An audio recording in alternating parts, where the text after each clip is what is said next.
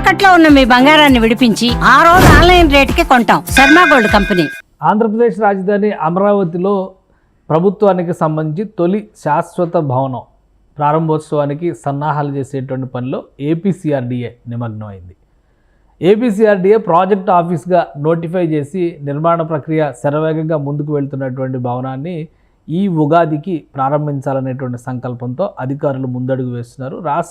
రాష్ట్రంలో ఎన్నికల ఫలితాలు వచ్చి కూటమి ప్రభుత్వం అధికారంలోకి వచ్చిన వెంటనే అమరావతిలో ఉన్నటువంటి 90% పూర్తయినటువంటి భవనాలపైన ఎక్కువ ఫోకస్ పెట్టారు. వాటితో పాటు ప్రాజెక్ట్ ఆఫీసుకు సంబంధించినటువంటి స్ట్రక్చర్ ఫస్ట్ దీని డిజైన్ ఒకటి అనుకుంటే ఆ తర్వాత కొన్ని మార్పులు చేర్పులకి లోనైనటువంటి పరిస్థితి ఉంది. అయినప్పటికీ కూడా ఈ ప్రాజెక్ట్ ఆఫీసుకు సంబంధించినటువంటి భవన నిర్మాణం వేగంగా సాగుతున్నటువంటి నేపథ్యంలో దాని ఎలివేషన్ డిజైన్ మాత్రం గతంలో అనుకున్న విధంగా ముందుకు తీసుకురావాలి. అలానే లోపల సివిల్ వర్క్స్ని మాత్రం వీలైనంత వేగంగా పూర్తి చేయాలని ప్రభుత్వం నిర్ణయించింది. అదే దిశగా మున్సిపల్ శాఖ అలానే సిఆర్డీఏ పనులు చేశారు, కసరత్తు చేశారు.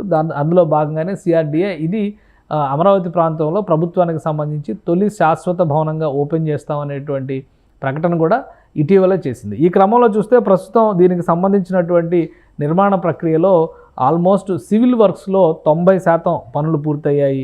ఇక లోపల ఉన్నటువంటి పనులపైనే ఫోకస్ పెట్టింది. ఇదంతా కూడా లోపల ఇంటీరియర్ వర్క్స్ ఒక రకంగా చెప్పాలంటే ఎలక్ట్రిఫికేషను అలానే ఏసీ వర్క్స్ని శరవేగంగా అధికారులు ముందుకు తీసుకెళ్తున్నారు. ఈ ఏసీ వర్క్స్ ఇవి పూర్తయితే కనుక సీలింగ్ ఇంటీరియర్స్ పనులు పూర్తి చేసేందుకు కావాల్సినటువంటి ఇది చూస్తే ఇది ఏసీ వర్క్కి సంబంధించిన ఇక కేబులింగ్కి సంబంధించినటువంటి అన్నీ కూడా ఇక్కడ మనకు కనిపిస్తున్నాయి. సో ఇవన్నీ కూడా ఇంటర్నల్గా లోపల వేగంగా జరుగుతున్నటువంటి పనులు, బయటికి సంబంధించి సివిల్ వర్క్స్ అన్నీ కూడా దాదాపుగా పూర్తయినట్టుగా అధికారులు చెప్తున్నారు. సివిల్ వర్క్స్కి సంబంధించి ఫినిషింగ్ వర్క్స్ మాత్రమే పెండింగ్లో ఉంటాయి. అయితే ఈ ఇంటీరియర్ వర్క్స్కి సంబంధించినటువంటి డిజైన్లు పూర్తయిన తర్వాత ఇంటీరియర్ వర్క్స్కి సంబంధించి పనులు వేగంగా నడిపించాలనే ఉద్దేశంతోనే సివిల్ వర్క్స్ దాదాపు పూర్తయినట్టుగా అధికారులు చెప్తున్నారు. బయట నుంచి చూస్తే ఒకసారి మనం ఈ డిజైన్ కూడా చూడొచ్చు. బయట నుంచి చూస్తే ఇది మొత్తం అవుట్ సైడ్ పెయింటింగ్ వర్క్ కూడా కొంత మేరకు చేశారు.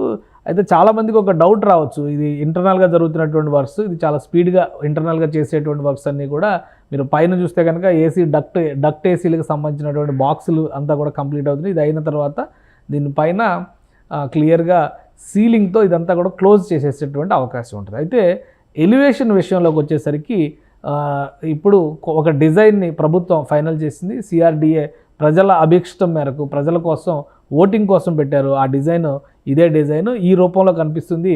ఈ డిజైన్కి ప్రజలు అప్రూవల్ ఇచ్చినటువంటి నేపథ్యంలో ఎలివేషన్ పాయింట్ ఆఫ్ వ్యూలో చిన్న చిన్న మాడిఫికేషన్స్ మినహా మెయిన్ స్ట్రక్చర్ని డిస్టర్బ్ చేయాల్సినటువంటి అవసరం లేదు. ఎలివేషన్ కోసం మాత్రం కొంత అదనపు ఖర్చు చేయాల్సినటువంటి పరిస్థితి ఉంది. ఇది ఏ షేప్లో ఉండేటువంటి ఏ అంటే అమరావతి అనేటువంటి మాట పదే పదే చంద్రబాబు నాయుడు చెప్తున్నారు. ఏపీ అంటే అమరావతి, పోలవరం అనేటువంటి మాట పదే పదే ముఖ్యమంత్రి చంద్రబాబు నాయుడు చెప్తున్నారు.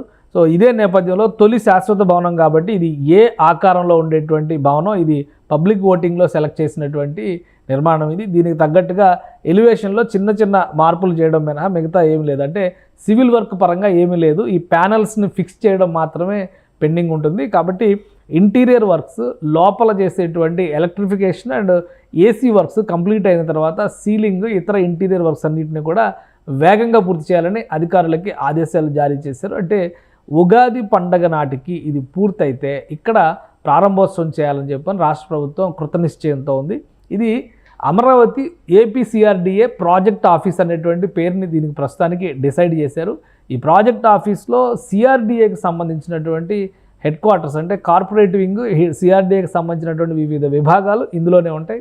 అలానే అమరావతి డెవలప్మెంట్ కార్పొరేషన్ అనేటువంటి వ్యవస్థ కూడా ఉంది. అమరావతి ప్రాంతంలో సివిక్ ఎమ్యూనిటీస్కి సంబంధించి ఈ కార్పొరేషన్ పనిచేస్తుంది. అంటే మామూలు మున్సిపల్ కార్పొరేషన్స్ ఎలా పనిచేస్తాయో అదే తరహాలో మున్సిపాలిటీ వర్క్స్కి సంబంధించి కాకుండా డెవలప్మెంట్ ఆస్పెక్ట్లో మాత్రమే అమరావతి డెవలప్మెంట్ కార్పొరేషన్ పనిచేస్తుంది. ఆ కార్యాలయాన్ని కూడా ఇందులోకే తీసుకొచ్చేటువంటి అవకాశం ఉంది. అలానే అమరావతిలో పనులు వేగంగా జరగడానికి అవసరమైనటువంటి వివిధ ప్రభుత్వ విభాగాలు లేదా శాఖలకు సంబంధించినటువంటి కార్పొరేషన్లు వాటిని కూడా ఇందులో అకామిడేట్ చేసేటువంటి ఆలోచన చేస్తున్నారు. ఎందుకంటే మొత్తం మీద 3 ఏళ్లలో అమరావతి సమగ్ర స్వరూపాన్ని ప్రజల ముందర ఆవిష్కరించాలనేటువంటి ఆలోచనతో రాష్ట్ర ప్రభుత్వం ఉంది.